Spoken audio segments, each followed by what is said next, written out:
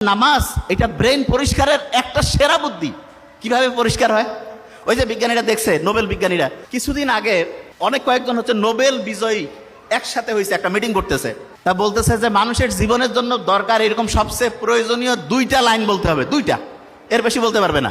তো অনেক হিসাব কিতাব করে অনেকজন বিজ্ঞানী তো নোবেল নিছে, সবাই একটা করে বিভিন্ন জন বলছে। শেষে 2টা কথা সবচেয়ে বেশি পছন্দ হয়েছে, সবচেয়ে বেশি ভোট পেয়েছে।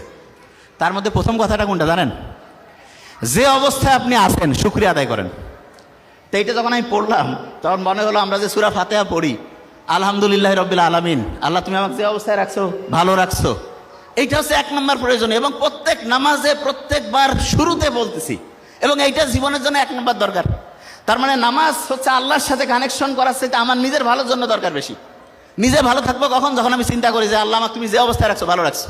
আর দ্বিতীয় কথাটা কি দরকার? সেটা হচ্ছে মানুষ দীর্ঘদিন ভালো থাকতে পারবে, মানুষের ব্রেন সুস্থ থাকবে, মানুষ উন্নতির দিকে যাবে কখন? যখন কেউ রেগুলার পড়াশোনা করে। কোরআনের প্রথম যে আয়াতটা নাজিল হইল, কি ছিল প্রথম আয়াতটা? পড়ো তোমার প্রভুর নামে, ঠিক না? পড়ার কথা বলছে। তা আল্লাহ কিন্তু নাজিল হওয়া প্রথম কথাটা পড়ার সাথে। কোরআনে আমরা যখন সূরা ফাতিহার প্রথম যে আয়াতটা দিয়ে নামাজ শুরু করি প্রত্যেক রাকাতে, সেটা কি ছিল? প্রথম রাকাতে প্রত্যেকবারে বলতেছি, সেটা কি? সেটা হচ্ছে শুকরিয়া জানাচ্ছি আল্লাহর কাছে। তার মানে মানুষের জন্য যেটা সবচেয়ে প্রয়োজনীয় আল্লাহ কিন্তু সেট করে দিয়েছেন। এখন দেখেন, অনেকেই বলে না যে আমি পড়ি কিন্তু আমার পড়া খেয়াল থাকে না, আছে না? স্টুডেন্টের এই সমস্যাটা বেশি তো। আচ্ছা, ছেলেদের মধ্যে বলবেন ঈদের নামাজ কারা কারা পড়েন? একটু হাত উঁচু করেন তো। বাকিরা পড়েন না? ঈদের নামাজ প্রত্যেকেই পড়ি। আচ্ছা, তাহলে ঈদের নামাজ যে পড়ি, ঈদের নামাজে রিয়েলি আপনাকে এবার হাত উঠাতে বলবো না, অনেকে ভুল করেন না? এদিক ওদিক তাকাচ্ছেন যে কি মানে যাবো নাকি হাত বাঁধবো, হয় না? 100% হয়। কিন্তু যখন আমি এই যে 5 ওয়াক্ত নামাজ পড়ি, এটা থেকেই হয়, প্রশ্নই আসে না। কারণটা কি?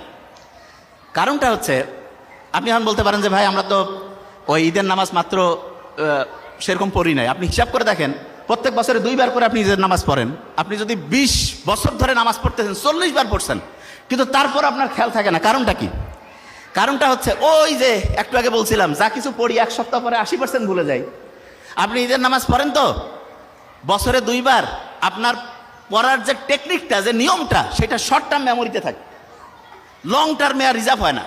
কিন্তু আপনি রেগুলার যে 5 ওয়াক্ত নামাজ পড়েন, এটা আপনার লং টার্ম মেমোরিতে রিজার্ভ হয়ে যায়।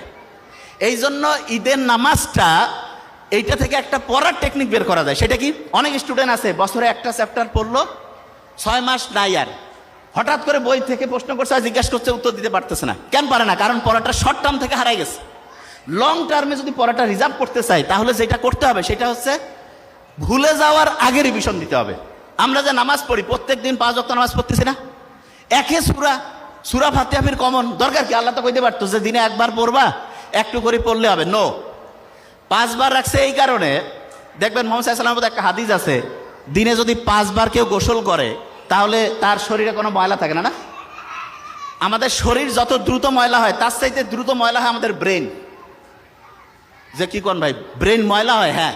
এবং ব্রেন যদি ময়লা হয় তখন হয় কি? ডিপ্রেশন হয়, অ্যাংজাইটি হয়, ঠিকভাবে ঘুম আসে না। তা ব্রেনটা পরিষ্কার করার জন্য প্রত্যেক দিন 5 বার গোসল করার চাইতে উপকারী জিনিস নামাজের ব্যবস্থা আল্লাহ করছে।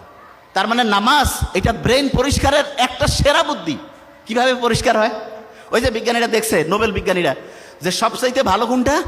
যে শুকরিয়া যদি থাকে, আপনি যখন নামাজে দাঁড়ান তখন যদি এই শুকরিয়াটা থাকে আপনার মধ্যে, যে আমি যা কিছু পড়ছি, যেই অবস্থায় আমি আছি, আল্লাহর কাছে আমি শুকরিয়া, আল্লাহ আমাকে তুমি ভালো রাখছো, অটোমেটেড দেখবেন যে আপনার মনের যে দুশ্চিন্তা, মনের মধ্যে যে খারাপ অবস্থা, এটা আল্লাহর রহমতে নাই হয়ে গেছে।